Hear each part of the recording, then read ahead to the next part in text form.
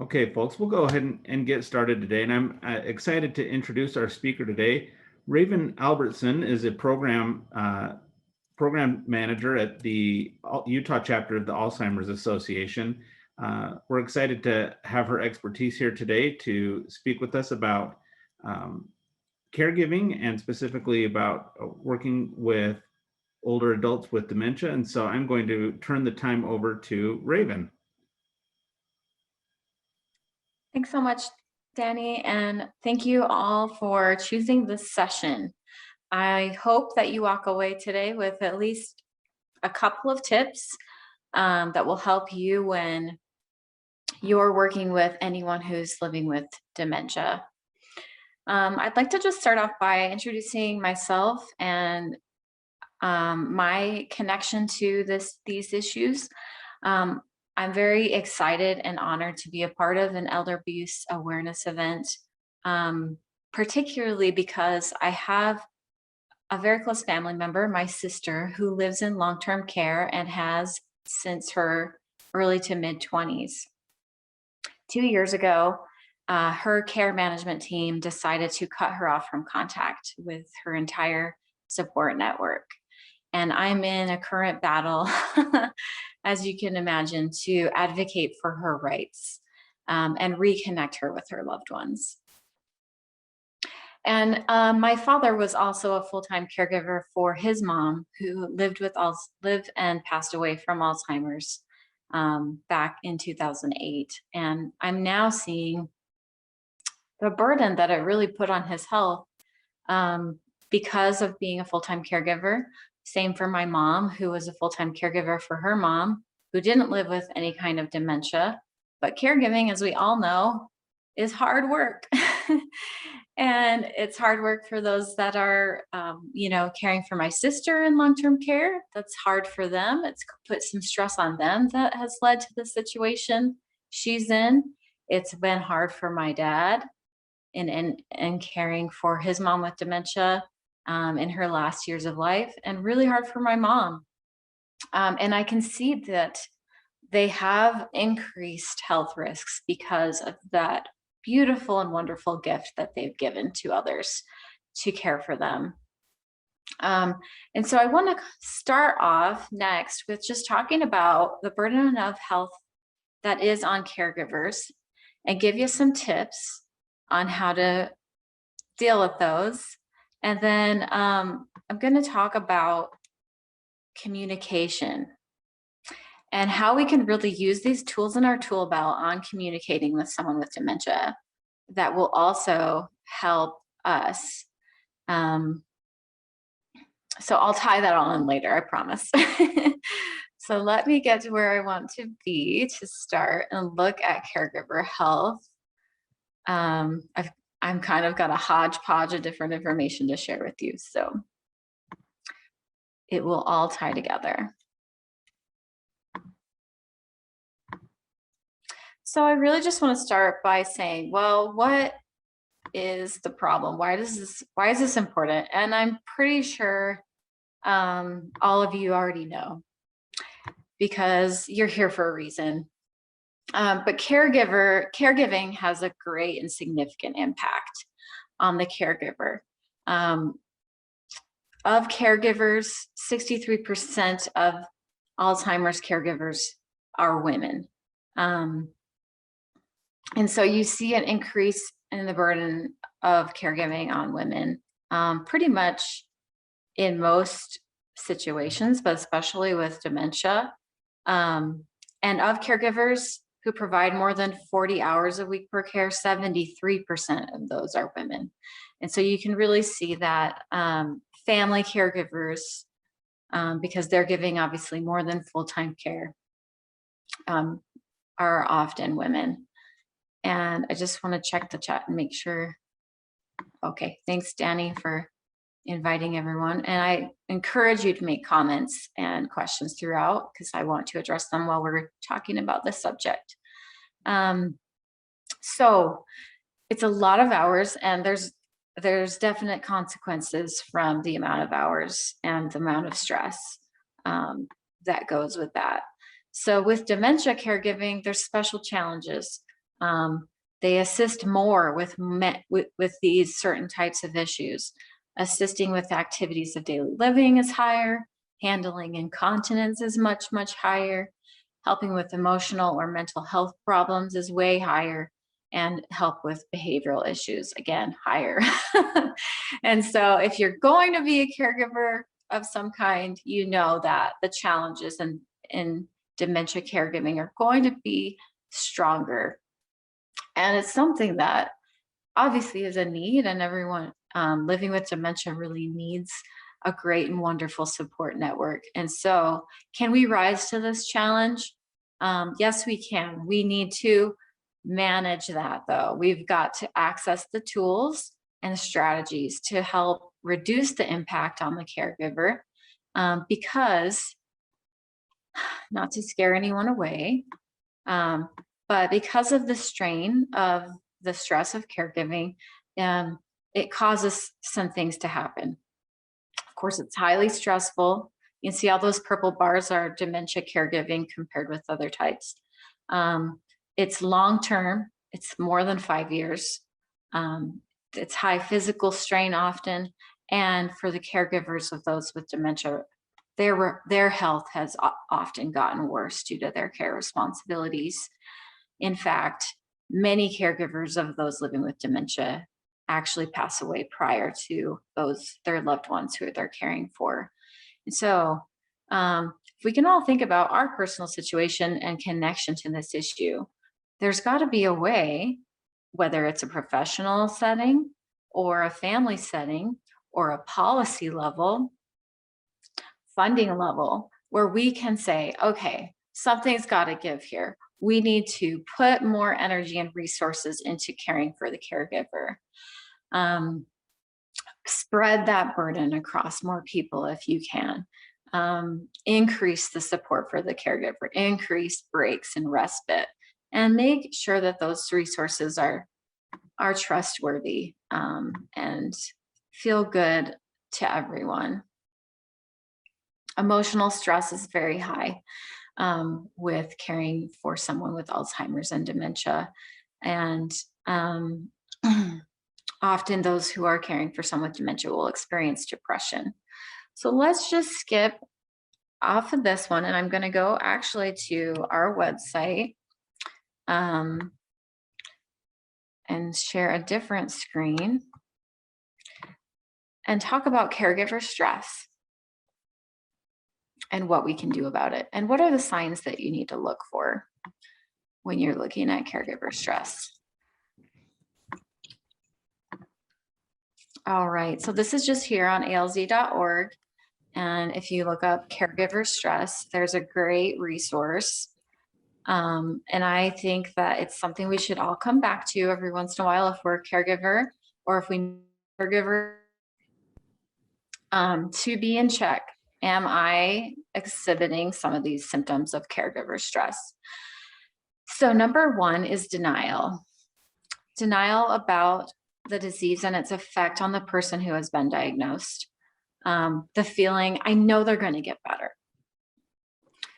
Well, we know with dementia and Alzheimer's, the beginning is just the beginning. There are stages of the disease and it progressively gets worse. And so it may be easy to feel in denial at the beginning, or even in the early stages. So we need to focus on, okay, what is this? What stage of the disease are they in? Let's look at the symptoms and the situations with those stages. Being educated about the stages of dementia can really help, so that we can't so easily fall into denial. Was there a comment? I'm parking right here. I'm not sure if Danielle's making a comment or talking to someone else. So anger is the next one. Anger at the person with Alzheimer's or frustration that they can't do the things they used to be able to do. Well, they know how to get dressed. They're just being stubborn. So we might feel so much frustration. We've been used to them performing at a fully functional level for so many years, perhaps, or we know that's how we feel. It's so easy to get dressed. They know how to get dressed. Maybe they're just doing it to be stubborn. So that's a normal feeling. If you feel that, it's a sign that you're under too much stress. And so what the problem actually is addressing your stress levels. The next one for caregiver stress is social withdrawal. If the caregiver is withdrawing, we've talked about the person with dementia withdrawing, but it also can happen for their caregivers. Maybe because of feeling ashamed, feeling like you can't speak openly about what's happening to your loved one and to you, to feel like you just can't because you need to be there full time. So a lot of reasons, but if you notice you're withdrawing socially, or those that you care about that are caregivers are doing this, they have too much stress. The next one I would point to is anxiety. Anxiety, we all deal with a little bit of it, right? But anxiety about the future and facing another day. What happens when they need more care than I can provide? Okay, so if you spend a lot of time thinking about that, caregiver stress is too high. You need to access more resources. If you're worrying about, if you don't know if you'll be able to provide all the needs, it's time now to look for those resources. And the Alzheimer's Association can help refer, so you're welcome to contact us, which I'll give you some info on how to do that later. And I know there's a lot of other partners that can provide that, that wrote those resources as well in the state of Utah, like the area agencies on aging and others. Number 5, depression. Again, 40% of caregivers experience depression. You may feel a little bit broken. Your coping abilities have gone down. Maybe listen to the thoughts. Take a moment. Listen to the types of thoughts that you're having. Are you having thoughts of giving up? I just don't care anymore. I don't feel as passionate as I did before. Remember in the beginning presentation, in which I loved the keynote, he talked about being passionate. One of the strengths that we have as caregivers is our passion, and depression is the opposite of that. I would also say exhaustion is the opposite of our passion as well, because we can become exhausted from trying to, deliver a certain level of care and a number of hours of care. So that exhaustion can make it really impossible to complete the things that we need to do for ourselves and for those that we're caring for. Sleeplessness, probably caused by over worry and a never-ending list of concerns, all the things on your plate that you need to do both for yourself and for the person you're caring for. What if they wander out of the house? What if they fall? What if they get hurt? How am I gonna get to the grocery store to get groceries? How am I gonna solve this problem of wandering? How am I gonna solve this problem of the anxiety my loved one is feeling at their progression of their disease? It's never ending. There's a million things to worry about. However, when we address caregiver stress, we can help reduce a lot of these symptoms and increase support. Irritability that leads to moodiness and triggers negative responses and actions. If you catch yourself, and we've all been there in our lives in different situations where we're irritable, irritability and anxiety and sleeplessness and exhaustion and all of these other things, they work together. And how does it manifest in us? We might get snappy. We might not respond in empathy as we would most intend to do. We might just feel like, I really need everyone to leave me alone. Okay, so we've got to pay attention to our feelings. And though that sign of being irritable, that sign of being snappy, That sign of not really being able to give as much in this situation is a sign that our stress is too high. We've got to spread that out.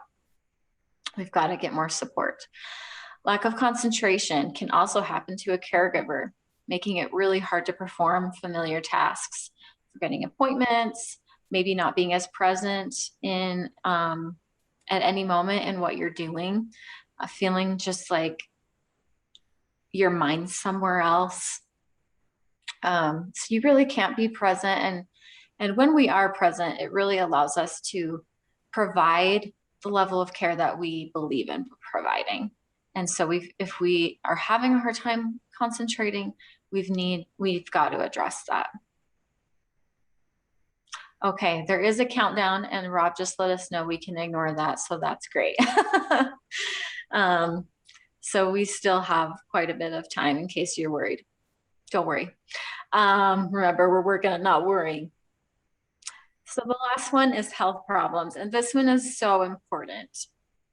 And I would say that a lot of these that we've mentioned are signs of a health problem, because stress is a health problem. Stress is enough of a reason to talk to a healthcare provider. Sleeplessness is enough reason to talk to a healthcare provider. All of these are. But you may see all of that building up and causing more significant health problems that may take a toll on you mentally or physically. You might not even be that present with yourself because you're giving so much to others that you can even think, I don't know why I don't feel good, I just don't. It may take a step back, some time alone, some mindfulness practicing to really recognize where in my body doesn't feel good. I remember the first time that it was the first summer after my son graduated from high school, and I was an empty nester, and I had time to myself for the first time in 18 or 19 years. And I woke up in the morning and I just stayed in my bed and I did a mindfulness exercise, which is you kind of just put your focus of attention on each part of the body one by one. And I remember, wiggling my toes and paying attention to how my feet felt, feeling my shoulders, how did they feel? And when I got to my stomach, I thought, oh, my stomach hurts. How come I never noticed that before? And every morning I did this for a while, because for the first time in years, I could, and I realized my stomach had been hurting all the time. And so I was able to do something about it. And it's the same thing.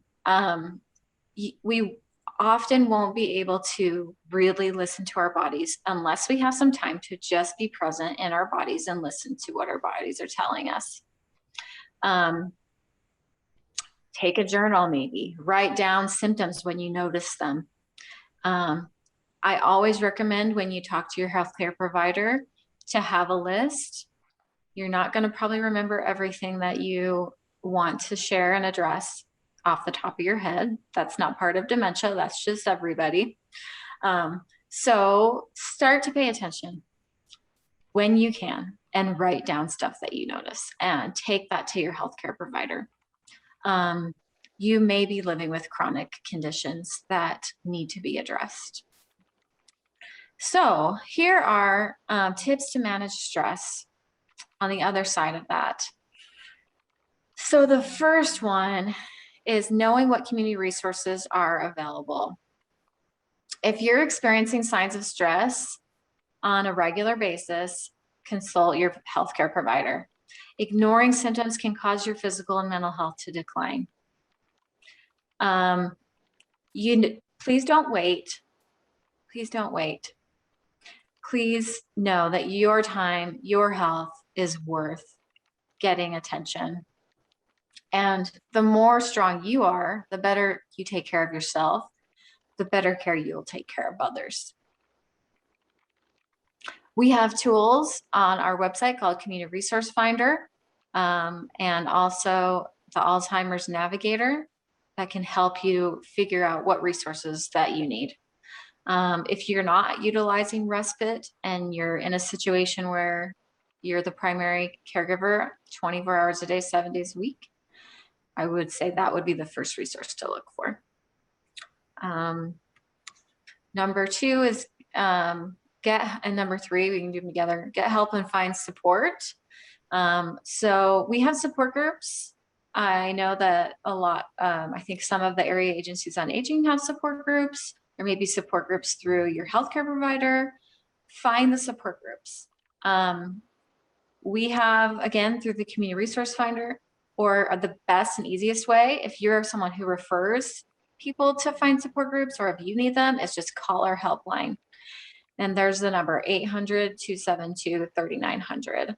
It's 24 hours a day, 7 days a week. And I would also mention not just to find a support group, but to find education, to learn how to deal with the different challenges of caregiving for someone with dementia. We have a bunch of classes to teach you those things. I'm going to show you the communications one here in just a few minutes. The other thing is with the helpline, it's master's level clinicians and others who are trained professionals who can answer any question anytime. If you have something going on at 11 o'clock at night, or 3 in the morning, or 5 o'clock in the evening, anytime, call the helpline and they can help triage you. They can say, okay, what's happening? All right, let's get you connected with the resources that you need. And they can also counsel you through it. You have a best friend in who knows everything about dementia and Alzheimer's. At any time you need to call, here's their phone number, give them a call. And that's not just for family caregivers, that's professional caregivers as well. Anyone really can always call for that support if you want help and support. Using relaxation techniques. So doing what I did, where I talked about paying attention to my body, was actually kind of an example of progressive muscle relaxation and mindfulness. So where you start at one end of your body and you kind of tighten and relax the muscle group, work through the different muscle groups from maybe your toes all the way up to your head. I love visualization. This is one of my favorite ones because it basically lets you visualize your favorite things and favorite places, a place where you feel calm. And there's science that shows that doing this actually does calm down the nervous system. All of these relaxation techniques are evidence-based in calming your nervous system. When you're stressed, your body experiences a stress response, and we call it arousal. So it arouses the central nervous system. Our senses heighten because there's some type of threat around us that we need to fight against or run away from. And when you're in this state of arousal over long periods of time, it's called the exhaustion phase. So for full-time caregivers, you're probably living in the exhaustion phase quite a bit.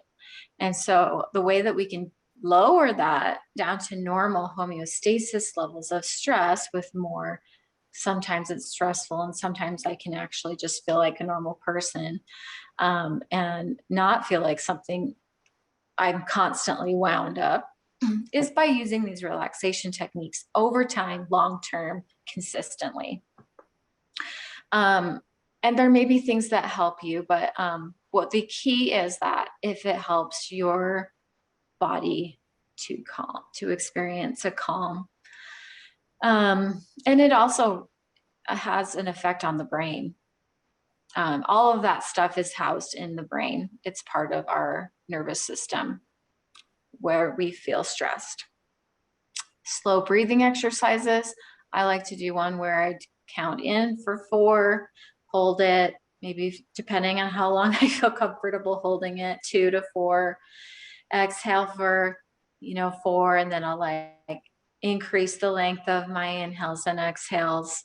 Always be careful and consult your healthcare provider if any of these relaxation techniques might interfere with the health condition that you have.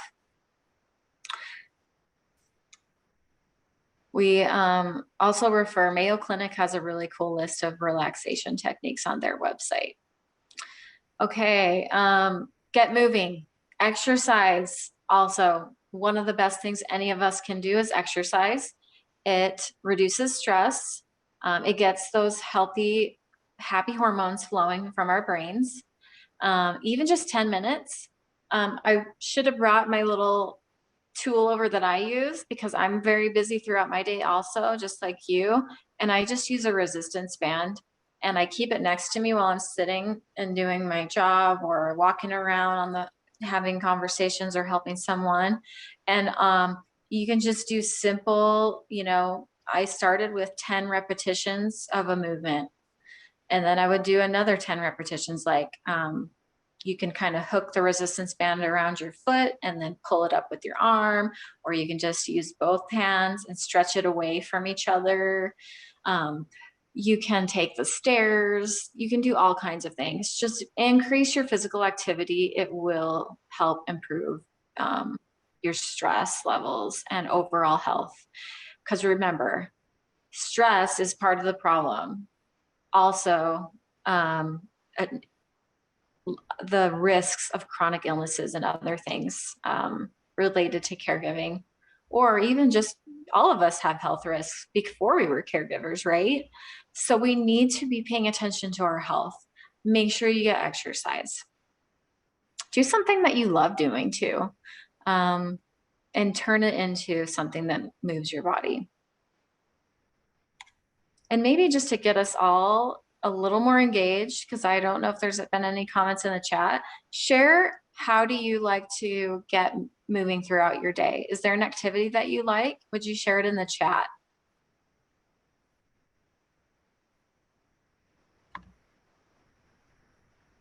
Here we go. Walking our dog, I love that. And time with animals can be so therapeutic.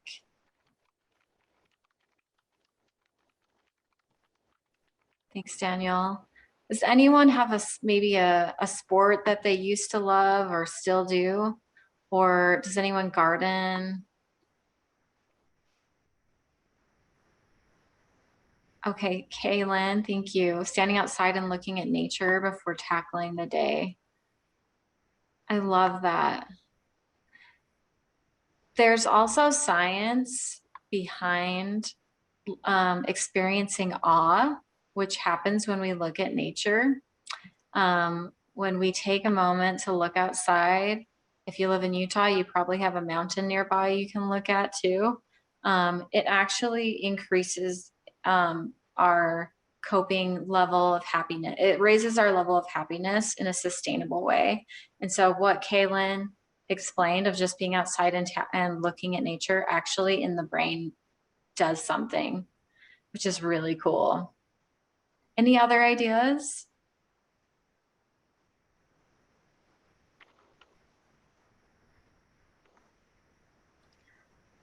Okay, well, thank you for those that shared. And I'm sure you're all just thinking to yourselves, you know, maybe something that you love to do and how you could do that more. Take time for yourself. Please take advantage of respite care so you can spend time doing those things. Respite care provides caregivers with temporary rest and from caregiving, while the person with Alzheimer's continues to be in a nice, safe environment.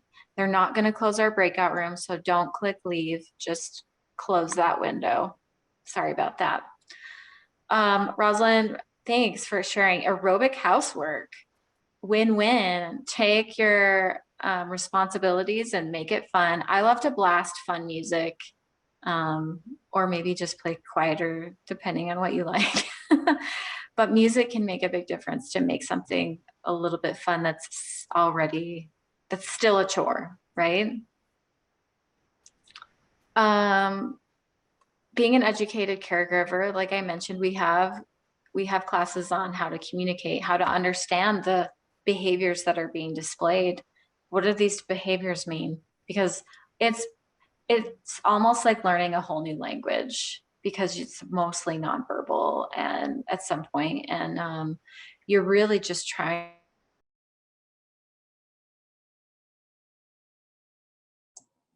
We're going to reopen the rooms. My apologies. I didn't realize that countdown was so quick. Let's go for it again. All right. Back to your rooms.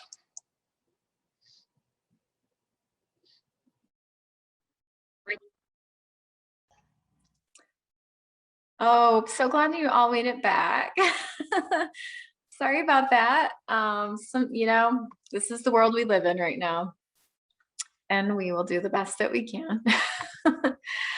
So let me just finish up about caregiver stress, and then we'll go into this tool that we can use that can reduce our stress on how to communicate well with someone living with dementia. So yes, we have all kinds of classes. A lot of them are online. And we can also come to you, and I would be so pleased to come and educate you, and our team of educators. We'd also love to train you on our curriculum. It's free. We provide that as a service. So if you want to be able to deliver this education to your own groups, we can make that happen too. Please take care of yourself. Put it on your calendar. When you go to the healthcare provider, set up your next appointment. And then you always set up the next appointment and put it on your calendar. That way it happens no matter what.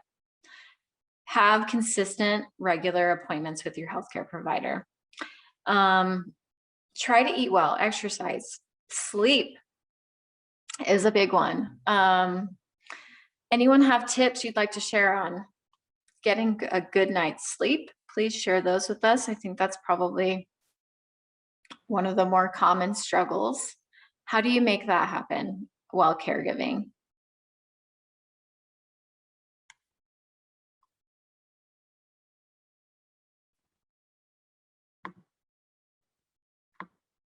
Maybe it's still a mystery for all of us.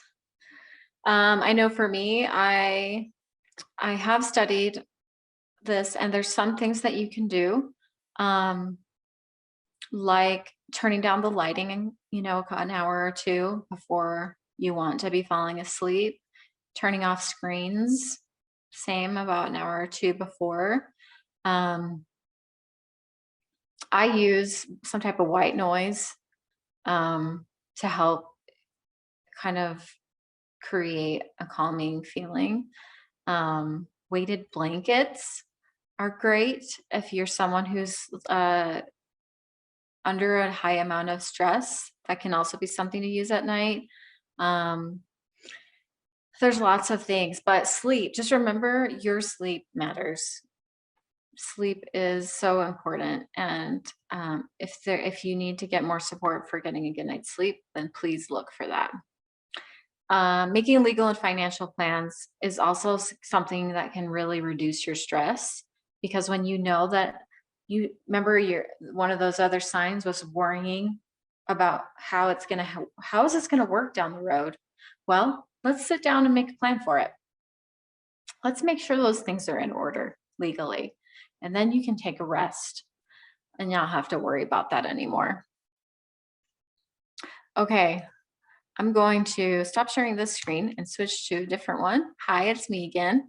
Now I want to talk to you about communicating with someone who is living with dementia, because this can be a really stressful situation for everybody, the caregiver and those that they're caring for. And so if we can get a few tools in our back pocket, and it's really kind of simple when you think about it, I'll show you, to kind of let go of a lot of stuff that might be stressing us out as caregivers, and realize when communicating with, okay, here we go. Communicating with someone living with dementia, where it comes down to is maybe not what we think it does. Okay, here we go. Hopefully this, okay, now I have to share PowerPoint instead.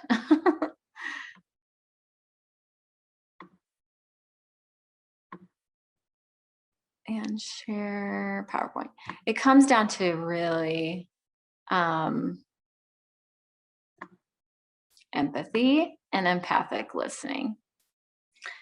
Now you can see that effective communication strategies. We all good? Okay. So it can be very frustrating to try to communicate with someone who's living with dementia. And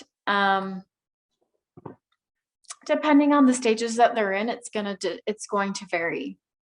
Early stage is much different than late stage. But right away, as soon as we know this is the condition, we need to start paying a lot more attention to nonverbal. Not the words that are being said as much as the tone of voice. And this is both ours and theirs, right? The tone of voice, the body language, what kind of attitude is coming through? Is there connection? Are we connecting on an emotional level? What are my facial expressions like? You know, I always forget when I'm giving a presentation to smile because I'm thinking so much. I'm thinking. Well, when we're caregiving, are we deliberately, you know, putting a happy look on our face, or are we like trying to figure things out, thinking about what we need to do next? And so maybe it gets more to a resting face, or even a look of maybe feeling concerned. Something to be more mindful of. And listening. How much do I listen? And what am I listening to when I listen? So as I mentioned, in the different stages of dementia, communication is going to change in different ways. In the early stage, or mild, we focus on conveying thoughts and feelings through language more. They're still able to make decisions about future care for themselves, but they might misinterpret what is said to them.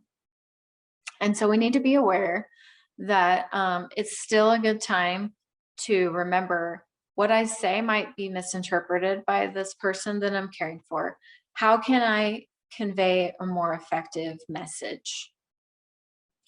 Middle stage moves to using more basic words and sentences, not as complex languages, relying more on tone of voice, facial expression, and body language, continuing to need emotional connection and meaningful activity. And I would say, if you only take away two things, it's remembering that need for emotional connection and meaningful activity, and remembering all of the forms of communication besides words. If you stick to those two things, and using body language in the 5 senses, you can apply that to all the stages. It's just going to look a little bit different in each stage. And then late stage or severe dementia, they may still respond to familiar words, phrases, or songs. Love the use of music again and song. Using body language and the 5 senses to connect is going to be even more crucial. And so we'll hit a little bit on each stage. And if you have questions again or comments, please just speak up. A lot of times people have specific situations they've been in, and they're like, well, what about when this happens? What about when someone says the same phrase over and over? Or what if they don't look at you when they're talking to you? Things like that. Lots of different situations. So feel free to share, and I'm sure we can all learn from you as well.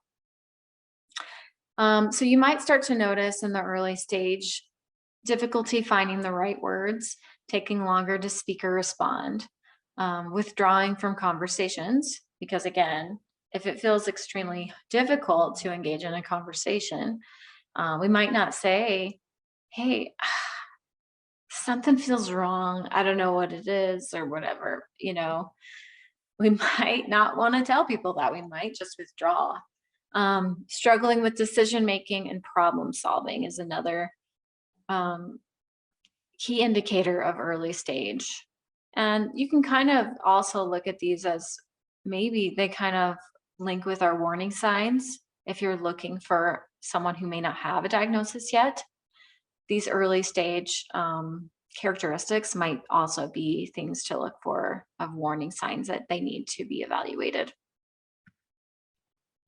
So I'm going to skip over having a video because you guys get me as your video. So to connect in the early stage, ask directly how to help with communication. Ask them. Be very direct in the way that you communicate, and make sure that they understand what you're saying and that you want to help the communication to be better. Keep your sentences clear and straightforward. We rely a lot on maybe the innuendo of what we say sometimes, rather than exactly what we're saying, just in the way that we communicate normally with people. And so just remember, be more literal. Be more literal. Make sure that you are literally saying what you mean. Leave plenty of time for conversations. It is perfectly normal for conversations that used to take a very short amount of time to now take a much longer period of time. And that is not a problem. We need to make time for that to happen. And include the person in the conversations that affect them, especially if you're planning for their future. Help them, again, remember the empathy factor. How would I feel if this was happening? How do they probably feel right now? They want to feel validated. They want to feel like they have a voice and they still have power in their own life. And so include them.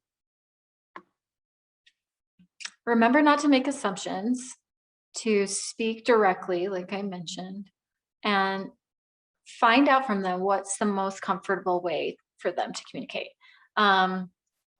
I have people in my life who hate when I call them. They do not want to talk on the phone. But if I chat them in some form, they'll open up. Okay, if that's how I can connect, remember, connection is the ultimate goal, then that's the way that we can work on it. In person, some people only like in person. They will really open up much more likely if they're in person.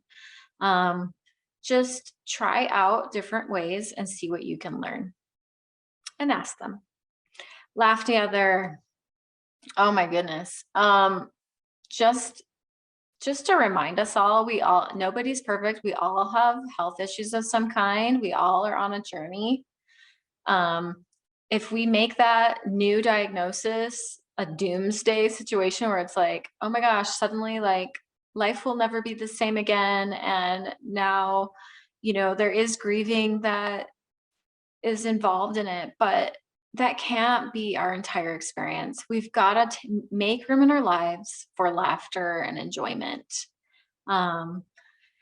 Help everybody around you to balance out that energy with laughter and fun, I would say too, in your communication with them.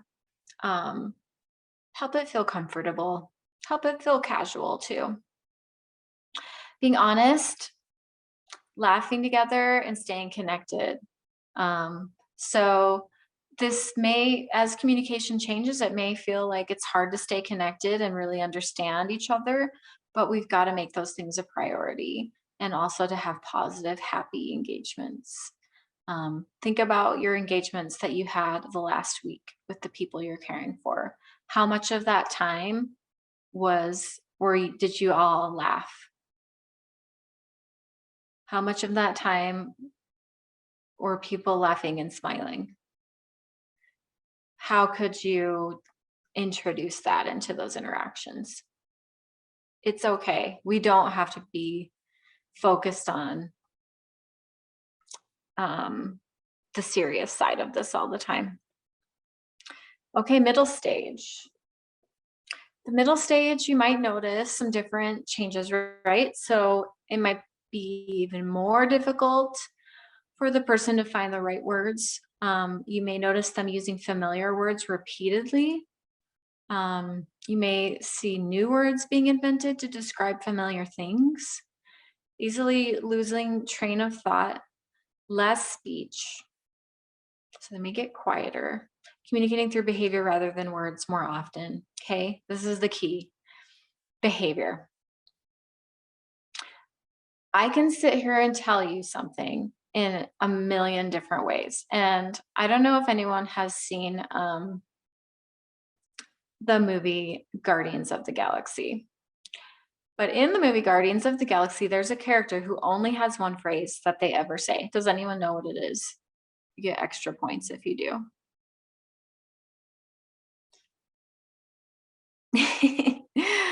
So there's a character, and the character's name is Groot, and the only thing that Groot can say is "I am Groot." But throughout the movie, you can tell that there's a lot of different emotions in this one phrase that Groot says. You can detect anger, frustration, sadness, brattiness, happiness, questions, all kinds of things. And so it becomes less about exactly what the words are being said necessarily, but what are you noticing? What was their tone? What was their body language saying when they said that? Were their eyes looking at something? Where were their eyes looking? Could you put yourself in their shoes in some way?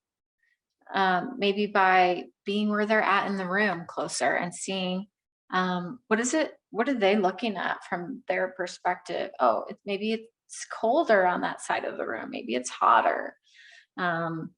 Really, really learning to empathize and practice that. It's become so much more important when someone can't communicate effectively to you through words. Of course, please consult a doctor when you notice major or sudden changes.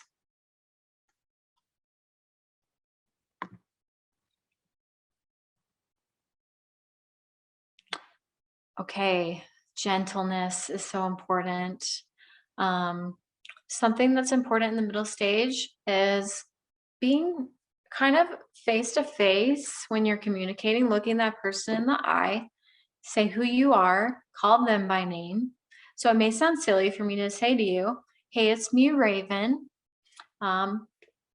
your daughter. How you doing? How you doing today, Bob? Because my dad's name is Bob. Or if I'm a caregiver, or I might call him dad. I'm not sure. I haven't had that specific situation, but call them their name. Call them, address them in the sentence. So don't just say like, hey, how are you today? Hey, how are you today, Bob? Or hey, how are you today, Dad? And somehow identify who you are. So if you notice when someone's to your side talking to you, it's not as good of communication as if you can make direct eye contact with the person. It's a much better connection. And remember, connection is so important.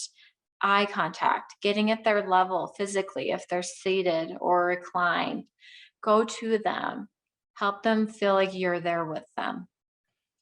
And the other thing that's so important to learn in this stage and going forward, and maybe even earlier, is that it is not your job to correct, even if you know what they said is untrue. And this is a hard one for most of us because we think, no, it's not snowing outside. Or no, you don't have a dog, or whatever it is. And a lot of people feel like they're lying. Try and let go of that need to feel like you're not lying. And remember that you are communicating with someone on their level and speaking their language. Their language is not what's actually true in a lot of the situations. It's what do they need? Okay. What is their emotional need right now? Is their emotional need to feel safe? Then what can you say to help them feel safe? If they're talking about someone that may not be there anymore, may have passed on, what meets that emotional need for them that you could say to them? Throw it out the window. You don't have to say, you don't have to correct. It's not our job. Pay attention to our tone and take our time.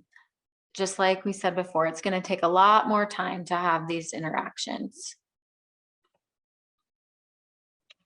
Okay, and just to hit the late stage quickly with the last 1 minute before I turn the time back over to Daniel. In the late stage, communication may be reduced to just a few words or sounds, possible responses to familiar words or phrases. So if you say the phrase that's familiar to them, that might help you connect with them. They might only use a few things to express to you. And so again, remember how I used the example of Groot from Guardians of the Galaxy. He only can say, I am Groot, but he can say, I am Groot with different emphasis and emotion. His body language might be different when he says that phrase. Pay attention to all of those other nonverbal communications. Try to detect the emotion and the feeling, physical feelings too. They might feel really uncomfortable physically and they can't explain it to you. So try to get in their shoes. Number one is always, if they are expressing pain, respond to that immediately. Just do what you can to try to make the person feel safe and happy. Remember, emotional needs, feelings of connection are the top priority after making sure they're not experiencing pain. And so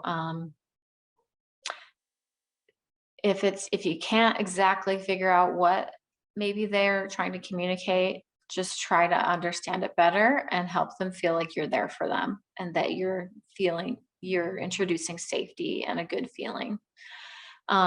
Continue to bring respect to each conversation. Speak to them with respect, just as they are the same person that they have always been.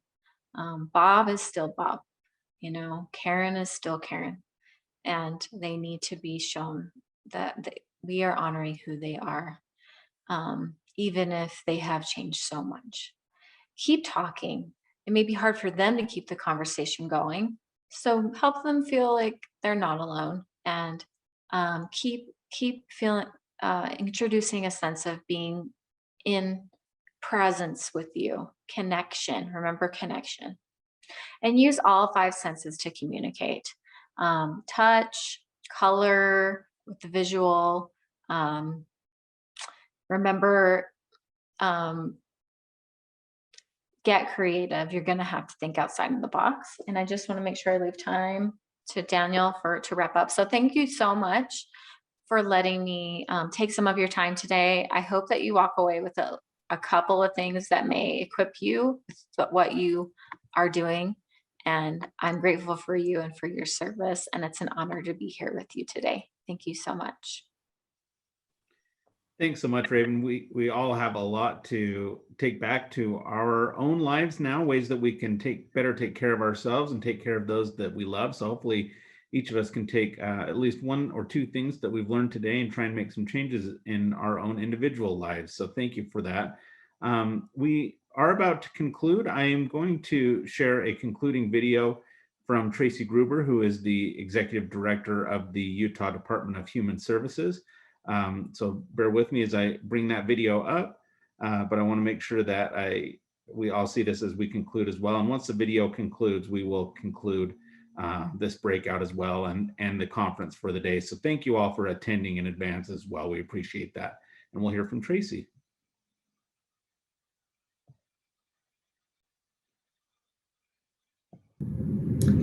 Thank you for taking time to attend the Elder Abuse Conference. I appreciate your support and dedication to addressing this critical public health issue. Older adults often blame themselves when abuse occurs, resulting in shame and silence, which makes your awareness and involvement all the more important. If you have reason to believe that an older adult has been the subject of abuse, neglect, or exploitation, please contact Adult Protective Services at 1-800-371-7897 or contact the nearest law enforcement agency. It's imperative that we all work together to increase awareness and reduce mistreatment of vulnerable Utahns. Thanks again, everyone. Have a great day.